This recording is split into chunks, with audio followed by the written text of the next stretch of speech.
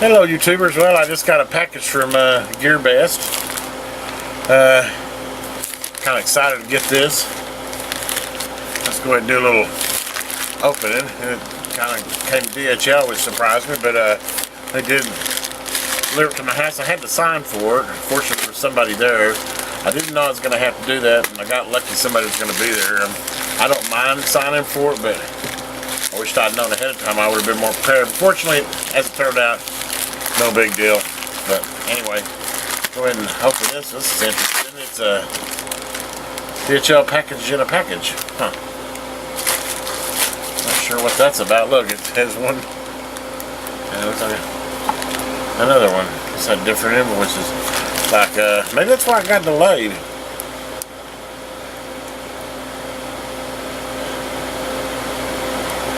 That's interesting.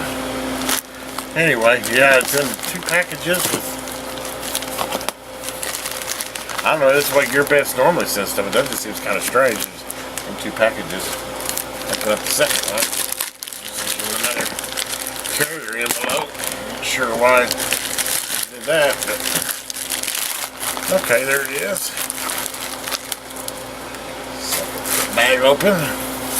And here we go. Okay, that'll do a cutting on the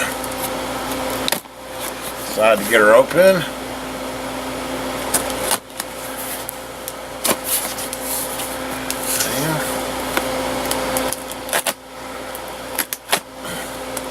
And it was well packaged as far as envelopes go. That's for sure. Okay. There we go. And what do we have here? Drum roll. Ta-da! Got me a little 110 millimeter, I guess it's millimeter. It's 110 millimeter, but it's the King Kong. I've been reading about them. I've been trying FPV and I'm not having much luck, and I thought maybe I'd go to a little bit smaller quadcopter. Maybe I'd have a little more luck, so I might do a little couple of videos on trying to learn how to. I can FPV as far as I can go.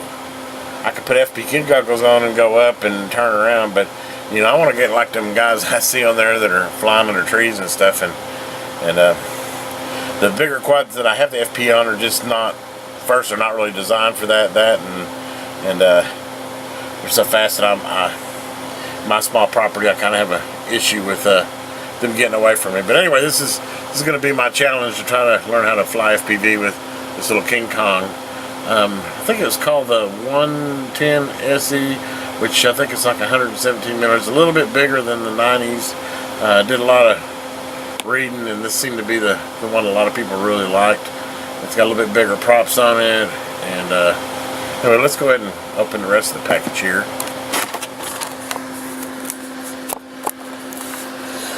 Which I really do. Everybody else is talking about these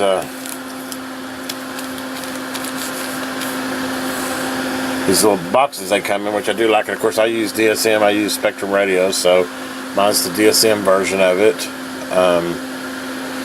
It's I like that. That's cool.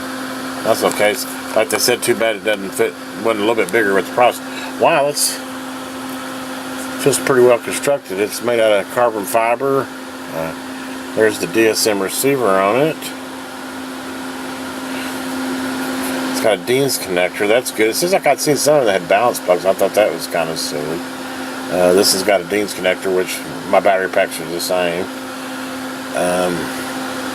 Look at those little bitty tiny brushless motors. Wow, that is cool. This is the first one I've had of this size, so I'm kind of experiencing with you. Of course, it's FPV. I think I can't remember the power, but it's low power. But it should be good enough for, you know, I think a football field is about what they rate them at, maybe a little bit better. I've seen some people seem to get pretty good range out of them. Probably has to do with what type of antenna you have on your goggles as well. But anyway, there's an initial box opening of it. Let's see what else we can do with it. It's King Kong, and it's the GT110. I kept trying to remember what that was. It's called a GT110, and we'll have to see how she flies. Also in the box includes, it looks like a instruction manual in English and Chinese. Doesn't look too bad. It's actually pretty good quality. It's not just a black and white, it's a decent looking manual. Have to see how well it's written. And then you have this box that sits underneath. Let me see if I can get this box out. Hold on a sec. When I did that off camera, I never got that box open with one hand, but this is the box that's in the bottom of that little plastic case. Now, let me just go ahead and just shake and see what comes out of here. Okay. Yeah, it looks like we've got two sets of props, ones that are white and looks like a yellow. And there's your screws to attach the props. Looks like we have I'm not sure what that tool is for. Have to read that. It's kind of a little tool there. Maybe to remove the prop. That's what I would guess. A couple of rubber bands, I guess, to hold the battery on. USB cable. Looks like if you were using your own receiver, that's what that's designed to hook up to your old receiver. And there's your backpack. It's a 350 milliamp, 35C 7.4. That's little. That's interesting. Huh.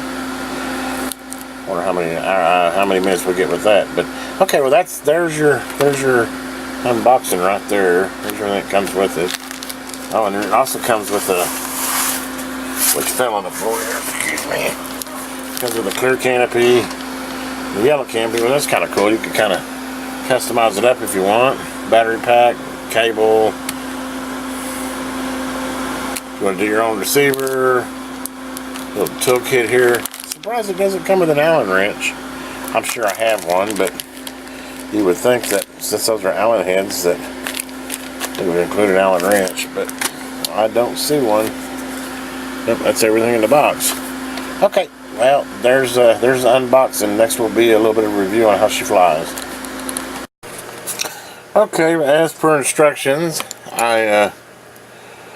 there's two sets of props. It comes with some orange ones here, and then it comes with some white ones. I chose the white ones. I go ahead and install them. Instructions actually show you right here the rotation of which way each one should be. So you want to make sure and look at the props and make sure that you're aligning them with the rotation that they're going to be in. That's really pretty easy. You just look at which side the pitch is on, and you can tell from there. Anyway, I got the props. Next thing I'm going to do is, according to instructions here, I need to get Beta Flight and download it, and then I'll get the, it includes a USB cable. I'll connect it up and need, I guess, to do some initial setup on it. So let me get that out and we'll get that started. Okay, I now have you do have to take the cover off of the top of it. There's two little screws there, and you take them out to get to the USB cable right there. But I got to the USB cable, and I downloaded Beta Flight, and the receiver's underneath.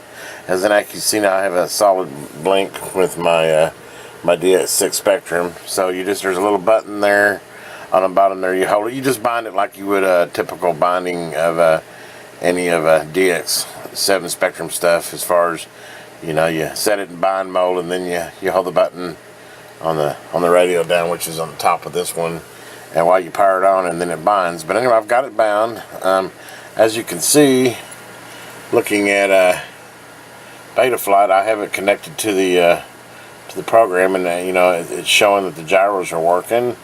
It's me rotating it around. I don't know if you can see that. Yeah, see there. You can see how, and the orientation looks correct. As far as that's good, everything seems to appear really good there. Okay, the next thing you want to do is we're going to have to go through these little configuration things. I kind of went online and kind of read a couple other ones or watched a couple other ones. Basically, they said leave the PID tuning factory. It's fine. You do want to get to the you want to set up, let's see the configuration here, you want to set up the radio, and